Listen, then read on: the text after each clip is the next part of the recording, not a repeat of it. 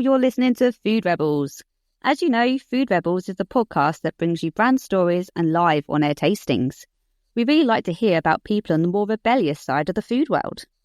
AJ is away this week, so as we are rapidly approaching Christmas, we're revisiting one of our favourite episodes from last year's festive season. Join us as we revisit the spectacular festive showstopper pie created by Calum Franklin for Dickinson Morris, which recently won a Gold Christmas Award at the 2024 Quality Food Awards. Hello, Calum. Hello. Thank you for having me on. Can you tell me a little bit about you? Sure. So I'm an author, chef, creator of a place called The Pie Room, a restaurant that I opened 10 years ago, Holborn Dining Room. I've recently just left, actually, to do a new project. But I also work with a wonderful company called Dickinson Morris on developing pies, which we're going to talk a little bit about today. But yeah, probably best known for the Pie Room cookbook as well. Okay, amazing. Yeah, I saw that on the internet. That looks really cool. So Dickinson Morris, we have the lovely Katie Curtis here. Katie, what do you do at Dickinson Morris? I look after all the product development side of Dickinson Morris, all the new products. So you are the creative brains behind all of the products that come out? Yeah, myself and alongside a team of chefs back at the bakery, yeah. Brilliant. And Dickinson Morris, for people who don't know it, can you tell me a little bit about the company? What does it do? So we make pork pies. I've been in Melton Mowbray for many, many years now, where our bakery is situated just outside. Is that the really famous one with the sort of red packaging, blue? Is that the same one? Yeah. Lovely hand crimp pie made with our hot watercress pastry. Yeah, and we've got a shop in Melton Mowbray that's been producing pies for many, many years. Cool. Is it the oldest pie shop? I believe it is the oldest pie shop. Yeah. I saw that because Melton Mowbray is like the home, isn't it? It's the heartland of the pie eater. This is where you go when you are like, I love a pie. It's also the home of the British Pie Awards. Is it? Yeah. Amazing. Have you entered those, Callum? I feel like you must have done at some point. Do you know what? I've not. No, you're joking. Well, you're the pie man. We have together, collaboratively, we've entered, so we've designed pies together. But I would very much put that on Katie and her team. Like they do, the incredible work, the main body of work that goes into that sort of pie, and then the awards that are won are theirs. I just give sort of some weird madcap ideas at the beginning. Excellent. So you two work together to create different types of products. You with your chef knowledge, and you with kind of creative just ideas and all that kind of stuff in it. Throw it all in a big pot and pop out with some pies. Exactly. Yeah. It's a really nice sort of relationship, and it was born out of at the Pie Room, which was this like Victorian kitchen we built in Holborn. I met some of the team from Dickinson Morris, and they said, we'd love to come and spend a bit of time with you and work. And I said to them, well, to be honest with you, actually, I wanted to do the same with you because they were the oldest pie company in the UK. And for me, they embodied the sort of craftsmanship of pie making, which was being lost slightly and had been lost since, industrialisation and World War II. We sort of lost that craftsmanship and handwork of food. But Dickinson Morris was still flying the flag of that.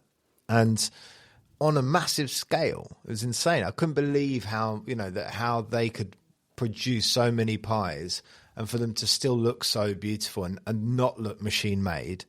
They're not machine-made, are they? My understanding. There's a tiny bit in the process, but there's still lots of handwork that goes into it, right? Much more than you would find anywhere else, really. And for me, I was like, okay, that's why I want to work with you guys. I want to understand how you do that. And that was where we all sort of came together as one, which was great. Incredible. And as this is the Christmas special, you have brought in, I don't know if I'm going to say the name right, but this sort of incredibly beautiful, celebratory Christmas festive pie. Is that what it's called? Pretty good. Have I got it right? The festive showstopper. The festive showstopper. Okay. And I nearly stopped my own show there trying to say that. And it looks absolutely beautiful. It's got sort of twisted rope lattice work. I don't know how you describe it on top. Can you describe it for me, please, Katie? So it's actually designed to look a little bit like a present. So it's got a little bit of rope and ribbon around it. So yeah, this was born from one of Calum's little sketches that he sent us. And we were going on the theme of presents, weren't we? Yeah. This year, and we had lots of different designs. So yeah, so from that concept, it's how we can get it to work in our bakery. And when you two sat down and went, let's make a festive showstopper, when was the moment over Christmas that you were like, this is where we're going to have it? We did a lot. There was a lot of sketches that went backwards and forwards. So the process to do something like this is a long process. So how long would you say? 6 months? Yeah, I mean, Around 6. we need to get thinking for next year. I think I started drawing. No, actually, I remember drawing pies in Dublin in October last year. Yeah. Excellent. For this project, right? So that was when we first started thinking about ideas. And the present thing came from, it was like, the pastry is so delicious that Dickinson and Morris do, and it is beautiful. But I love the idea of like, it's also like the inside counts so much. Yeah, right? it really does. So much. So with doing like a present, it was like, we wanted to have a bow on it. So it looks like you could undo the pastry bow and then have a look inside at this beautiful sort of meat pie. Yeah, I think I sent over some. It's beautiful. I sent over some drawings to Katie and the team, and they were just like, "Wow, okay, let's work out how to do this." And that's how they always amaze me, because they always work out how to do it, and it's very cool. That's excellent. I mean, to me, this feels like it would really up-level either your Christmas Eve or your Boxing Day hugely, because it's this sort of this. I mean, it's a giant pork pie. How many does this serve? Yeah, you'd easily get a good 10 or 12 out of this. Yeah, one. like 10 hungry Yeah, men. it's over a kilo in weight. It's huge. It's absolutely huge. And I've got this huge hunk in front of me, which I cannot wait to get stuck into. So was it designed for Boxing Day table in mind, or have I just invented that? No, definitely. I mean, actually, like kind of like all the way through Christmas, I think, right? So it could be Christmas Eve, could be Christmas Day, could be Boxing Day. But the whole point is exactly what you said, which is it's a showpiece, right? It's something that sits in the center of the table and takes a bit of pressure off you at Christmas. Yeah, agree. Right? Those little things that you can kind of pop onto tables and everyone just gets tucked into them. Yeah, I do it at weddings sometimes. We do these like pie wedding cake things, big ones. Yeah. And people always say that, you know, it takes, everyone can just slowly tuck into those things. And it's the same on Christmas Day or Boxing Day. It's stuff that people can nibble at or have a slice when they've had a few too many brandies already, you know, and settle themselves. It's a nice way to sort of eat at Christmas. And it's got all the flavours of Christmas, hasn't it? Yes. Exactly. Do you want to go through them? Yeah, we've got outdoor bred British pork. We've got some chicken. We've got some orange in there. We've got some chestnuts. We've got cranberries. I've got to start tasting it. So I've actually infused the cranberries in some port, and then surrounding the outside of it is a really rich cranberry and port jelly, really fruity. That's the thing that strikes you as you cut into it and you pull it out. The jelly that's normally that clear jelly that you get is bright red, isn't it? So you immediately then know there's something different about this. If you hadn't already noticed, it looks like a present.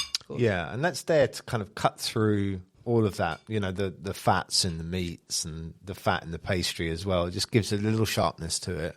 There is a sharpness, but there's a sweetness to it as well, which goes really beautifully with the pork. What have you done with the pork then? So when you say outdoor bred, you mean kind of... What does that mean? Yeah, so we, our outdoor bred pork, we use different cuts in there, and each cut is adding to the flavour and the texture of the pie. So we'll have used some shoulder in there for the lean, meaty part, and then we'll have added some belly and fat, which adds to the succulence of the pie. And especially when you're including things like chicken within the pie, it also helps feed the chicken and not make the chicken too dry. Have you put chicken in this pie? Uh-huh. And there's also some smoked bacon in there as well. It's got beautiful flavours, really rich, and like you say, lots of different textures to the pork there. The pastry's interesting. It's quite dark, the pastry, isn't it? Yeah, so this is our hot watercress pastry. We have glazed it with egg yolk to give it a nice mahogany colour, which gives it a real nice crust to the pastry. Yeah, I mean, I'm a firm believer that pastry should be dark. Kate used the word mahogany there. That's exactly how I describe pie pastry should be. You bring out flavour, it's caramelization, right? So, yeah, I mean, those sort of, I don't want to sound too bad, but those sort of insipid pork, like sausage rolls sometimes you see, which are like almost white in colour. Yeah, throw them in the bin. It should be like, pastry should be dark and have some flavour. Yeah, I mean, this pastry looks gorgeous. It looks like it's been in Barbados for 2 weeks. It's got this lovely, beautiful bronze glow to it. And I noticed when you cut into it, it's sort of a little tiny bit of sort of beautiful juices had oozed out of this bit here, which just adds to the look of the whole thing. Just absolutely glorious. Artisan. Yeah. Exactly. Hold on a second. This is really interesting. So what do you call that? Artisan. No. When it leaks out. Boil out. The boil out. This is pie terminology we're up to here. We go really technical. Cool, go for it. So when you do like the pie awards and stuff like that, yeah, boil out is something that you want, correct? A little bit. Yeah, it depends who's judging. Oh, you see, it's really interesting. Oh, I saw that as absolutely a good thing. Yeah, me too. Like, right. This has been really well made. Somebody's thought this through so that this is where the juices, I just thought that looked incredible. It's like on a mac and cheese, right? You want to see like the cheese bubbling down the sides, right? You don't want it clean. And it makes it, because you look at it and you're like, oh, that looks tasty. I mean, it still looks absolutely perfect. It's just a tiny little bit of glistening. I love it. But also just to mention as well, while we're talking about the pastry, the bake penetration of the pie, this pie we know it's well baked because by the colour of it, but we also know it's well baked, which is really key for a pork pie. The bake penetration, it's perfectly baked. It's 50-50, so you've got a little bit of white and a little bit of the dark on the outside. I love it. Bake penetration. Oh, you mean on the actual pastry side itself? The actual pastry, oh, yes, you can see that. It means that it's got a lovely bake compared to other pies, which could potentially be doughy. It's really good pastry and a really well baked pie. I think the thing that's impressive for me is that the jelly and the filling goes all the way up, even right in the middle, and meets the top of the pie. So you haven't got that huge gap you sometimes get where you feel like you've been slightly shortchanged because you bought a bubble. There's nothing. Look, it goes all the way up absolutely perfectly. Yeah, but you do want that sort of nice, even layer of jelly all around, and that's part of pie history as well, right? It's that going way back to the preservation of meat. Yeah, is, what jelly was part of. So I want to see that when I buy a pork pie or a large Christmas show-stopping pie. I want to see like a nice, beautiful cut through where it's layered and you see that jelly and then the meat and the pastry. Yeah, absolutely beautiful. So where can you buy it? How much does it cost? Well, there's some different options. I'm glad you asked. So you can buy it already now. You can pre-order it on porkpie.co.uk. That's porkpie.co.uk. Lovely. Or you can get it. There'll be some selected Waitrose, and also Fortnum & Mason will be stocking it, and that is from the 19th of December. Oh, very exclusive. Very exclusive. And how long till? It's about a week. About a week. Okay, so you've got to be quick if you're in that part of London. Yeah, so either secure your pie now on porkpie.co.uk, or you can treat yourself to a trip into London and go to Fortnum's. Yeah, that does sound quite fun. And how much did you say it was? So it will be retailing around, it's just over £40, £45. Yeah. £45. Okay, amazing. And an excellent option. Quite nice thing to take to someone's house as well if they've offered to host some random, the arbitrary days between Christmas and New Year where no one knows their name or who they are. Yes. Those kind of things where someone said they'll cook and you're so grateful to them.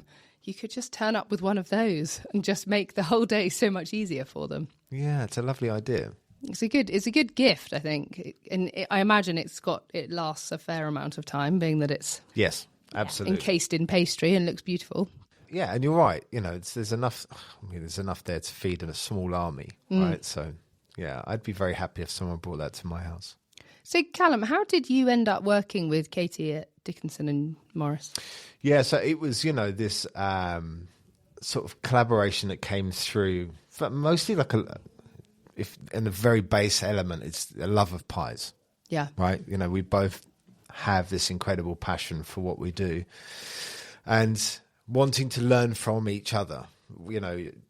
Katie and her team wanted to see my like smaller sort of artisan side of working, where, you know, we would be producing 100 pies a day. I would love to see how her and her team would develop pies for, you know, thousands of pies a day, so that we can share knowledge. And really it just started off like that, this lovely organic way. And then we started to work together and sort of do designs together. We have this incredible period, which is probably my favourite period of the year, where we exchange pies. So we're posting pies to each other backwards and forwards. Excellent. Yeah. Pies that you've made? Yes, exactly. Okay, fine. So not just random pies that you bought. And feeding, but no, exactly. Yeah. Just a bit weird, isn't it? But yeah, it's the feeding back to each other of, you know, okay, I think it needs a bit more salt, or, you know, it needs something to cut through the fat. And yeah, for me, it's like the most exciting time. For my wife, less exciting, because, you know, she sees these big boxes arriving thinking it's something for her. And no, it's another pie for me. Not Amazon this time. That's amazing. Well, the lovely people at Fortnum & Mason's actually sent us a few different jars of things that they have curated. I think this is one of their hampers where you can get the show-stopping pie with a couple of different things that you can taste with it. So I wondered if you guys wanted to taste some of these. Definitely. So there's some caramelised onion and rosemary. Love to hear how you think it goes together. And these are all Fortnum products, right? These are all Fortnum products, yeah, which I think they've got a beautiful hamper with a collection. This is piccalilli. Can't beat a piccalilli, can you? Yeah. I think, I mean, I'm going to jump ahead here. I think the piccalilli is going to be amazing. Yeah, I do too. Because this is realistically, these are the different things you're going to be eating with this pie. Obviously, it's beautifully well curated and it doesn't need anything with it, but let's be honest, it's after Christmas. You're going to have cheese everywhere, you're going to have piccalilli and other things. Yeah, and actually Stilton's a really nice thing to eat with something like this as well, right? And there is a historical connection to that, right? Yeah. I mean, it's it's geographical rather than historical. Do you want to explain that? I mean, it's made not far from... It's made nearby, isn't it? It's made very nearby, yeah. Mm-hmm. So you're eating... geographically things that are produced very close to each other. I love that. You can't beat a bit of Stilton. This is a good one. This is their potted blue Stilton. Comes in a beautiful pottery kind of jar, I think the word is. I can see that. That is nice with the pork pie. Mm. I'm actually shoving all three things together onto a spoon. Oh, the piccalilli's great with it. A little bit, right? Not too much. But that is delicious. Fortnum's have knocked it out the park. Yeah. Mm-hmm. You can't really go wrong there, can you? Is that okay if I just eat this whole thing? Yeah, go for it. Cool. I know, I'm just sitting here munching away, completely forgetting that I'm actually on the radio and need to keep talking. That Stilton has really surprised me. Mm. Has it? Mm. In an enjoyable way? Yeah, it's lovely. It's a nice Stilton. You're normally a Stilton fan. Yeah. It's very creamy, isn't it? Yeah. Absolutely beautiful. What else would you guys recommend you have with it? If you're going to have a drink with it, for example, what would you go for? I think like a dark beer is quite good. Oh, nice, yeah. Yeah, like that's sort of like quite chocolatey stouts are nice with something like this. Very rich and warming. Feels like you need a good fire and a Labrador. Mm. A good chunk of this. Or even a port. Yeah, in your PJs with a bit of port maybe at the end of the night. Yeah. What do you have with it when you're tasting it? You're going to say like water, right? Yeah, it's just water. Yeah, I'd worry if Katie was drinking port in the kitchen, but I think when we're tasting it, that process is water, so we can taste all the elements. But we should maybe add that into the process. The final stages, we just get you leathered whilst you eat the pie, so it's a more realistic Christmas experience. I think it should be. I think you've got to put these sort of circumstantial things into the mix. Yeah. Your team actually also have brought with you a beautiful... Is this your pork pie? This is like your Melton Mowbray. Your Melton Mowbray famous pork pie. Pie for any occasion. Pie for any occasion, which I'm sure I've had this one before. How beautiful does that look? Yeah, that's amazing. A great pie. Again, great filling all the way up to the top. Love that. Don't like to feel like I've been shortchanged with a pie. Bit of pie? Thank you. Pie for the pie man. Look at that. Just in case you haven't had any pie yet this morning. Haven't I? I have actually had a bit of pie already.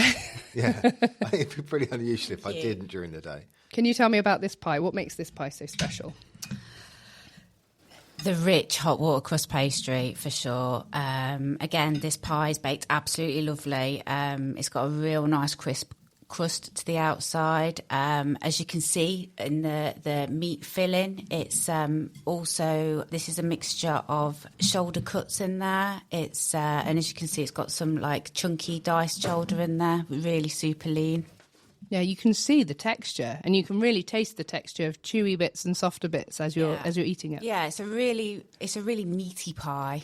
Yeah, really meaty pie. And then it's got the traditional bone stock jelly, and then finished with hand crimping, which is all done by hand in our bakery. Is it? Gives it a beautiful artisanal. So all of them. Sorry, I just actually processed that. All of the ones that you sell in the Waitroses and supermarkets and.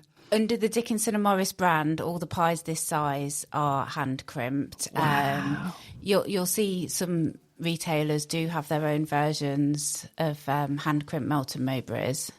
Yeah, I mean this is is it PGI? Am I saying that right? PGI protected status, and it's a pie. I love that. Right, this is something that is part of our national food history. So PGI standing for Protected Geographic. What's the I? I can't remember. I should know. I don't know.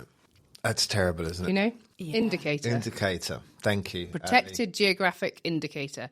So that means that nobody can make a Melton Mowbray pie anywhere except Melton Mowbray. Under certain conditions as well. Yeah, the surrounding area. The surrounding area. Surrounding area. Yeah. So there's certain miles around Melton Mowbray that it needs to be made.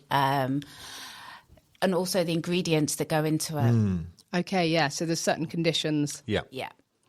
That's amazing. Because traditionally, the British haven't been that brilliant at registering things, not like the French who've protected Champagne and they've protected all these different regions. We've not necessarily done that. But I think we're catching up now, aren't we? No, but I also think it's just so like, I think it's something that's very indicative of us as a nation. And it's like you said, Champagne, France, Parmesan for Italy, and then pork pie for the UK. Pork pie. I love it. Yeah. And but it's something that we should be hugely proud of. We've got 600 years of written pie history in the UK, something that's been a constant throughout our history, and it's on the up again. If you look through history at those sort of those years, those centuries of pie work, it's gone from being a peasant food to being the height of fashion and served at royal banquets, and so it's had these like peaks and troughs. And then I feel like the industrialization of food in the last sort of 100 years, that hit it badly. Yeah. And now we're seeing pie making just shooting back up again to being an elevated status. We're going to make the world sort of watch pie making, I'm telling you. And why do you think there's been a resurgence in pie eating, particularly? People appreciate food more. Okay, people are appreciating singular ingredients and singular items more.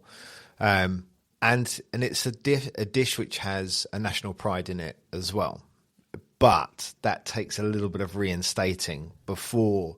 So, if somebody says, a pie shouldn't cost more than, £2, that's wild, right? Yeah. If you think about it, it's this huge piece of meat, right, from beautiful pigs. And so, I think we're seeing a shift in the view now of what the value is of food nationally. And with that, pie making sort of more respected as that changes. And, more and more people are taking time to make pies and make exciting looking pies as well. I agree with you. And after all, the pie that costs £2, you don't want to know what's happened to the meat that has been used to make a pie like that. Yeah. It's right. probably not been bred in the sort of way that you would want to think it's been looked after or treated. Yeah, exactly.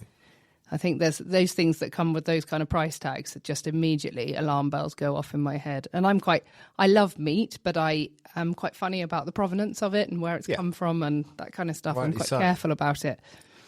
And like you say, a really low price tag on a pork pie is just run away. Yeah, absolutely. I mean, we should, all of these things like this, we should put more value into them mentally. We should be like, I do want to have one, but I want to have a really good one. And enjoy it and just have a small slice and know that it's really good quality and it's come from a really great place.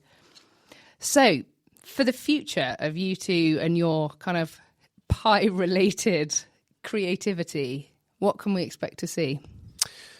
Well, we're fairly fluid with things, so it depends on what's happening around the world as well. So we did a coronation pie, which was really exciting, that project, right? It was, yeah. It was a lovely pie. Yeah. Pie for the king. What kind of a pie was it? Oh, it was pork, Madeira, and pheasant. Pheasant. And chestnut. Yeah. Yeah, that feels good, yeah. Yeah, and that was kind of the king does enjoy some wild game, so that was a lot of the thinking behind that. And and again, the same thing with the Madeira. We kind of looked at things that he enjoyed. And for the design, we did, it was based on, you always see in these coronation photos. We looked at old coronation photos of the Queen where she was sat with this, I'm going to totally get this wrong. Scepter? The scepter? Is it? Ball and scepter? So I'm going to nod because I haven't a clue. Orb. The orb and scepter. Well done. Yeah. And I was like, do you reckon we can make it look like the orb? And oh, yeah, nice. yeah, so we kind of floated that idea and we did lots of drawings based on that. And guess what? Yeah, Katie and the team nailed it. So that was a very cool Did it project. roll around in the box? Did you have to create a special box to hold it? No, it was like a domed one. Yeah, A domed one. It was on a pie base. Okay, fine. But we got that beautiful decoration on it and stuff like that, for both of us, again, is really interesting because it teaches us new techniques, right? We have to learn or create new techniques, which will filter into the rest of pie making in the UK as well, because people see us do it and then say, oh, we'll do that as well. Well, this is how innovation has happened for hundreds of years, isn't it? Yeah. It was always a royal event that somebody created the special beer or the special whatever, and they pushed the limits of what they normally did and went, oh, that was really good. We're going to have to do that again. Yeah. So in the future, I think we're definitely going to do more celebration pies together, different designs. Each time we'll just try to push the boat out a little bit. That sounds really exciting. I can't wait to see that. So for anyone interested in getting one of the festive showstoppers, you can go to porkpie.co.uk, selected Waitrose, and the Fortnum & Mason website after the 19th of December. Oh, and in store as well. Yes. Oh, and in store in Melton Mowbray. In Fortnum & Mason. In Fortnum & Mason. Yeah, absolutely. So it's on the website now for Fortnum & Mason and then in store from the 19th. Ah, in store from the 19th. Brilliant. Well, You can see it in the wild. yeah, exactly. In its natural habitat. Yeah. Well, it was amazing to have you guys on. Thank you so much, Katie Curtis, for coming in from Dickinson Morris. And thank you very much to Calum as well. Thank you. Absolutely fab to see you guys. You've been listening to Food Rebels, and thank you so much for joining us. I hope you've got some inspiration for your Christmas table. Food Rebels is available on radio stations around the UK. You can also listen on Apple Podcasts, Spotify and Audible. Please remember to subscribe and rate us 5 stars. My producer keeps telling me to say that. It makes a huge difference to our podcast. Thanks for joining us. Make sure you taste the rebellion.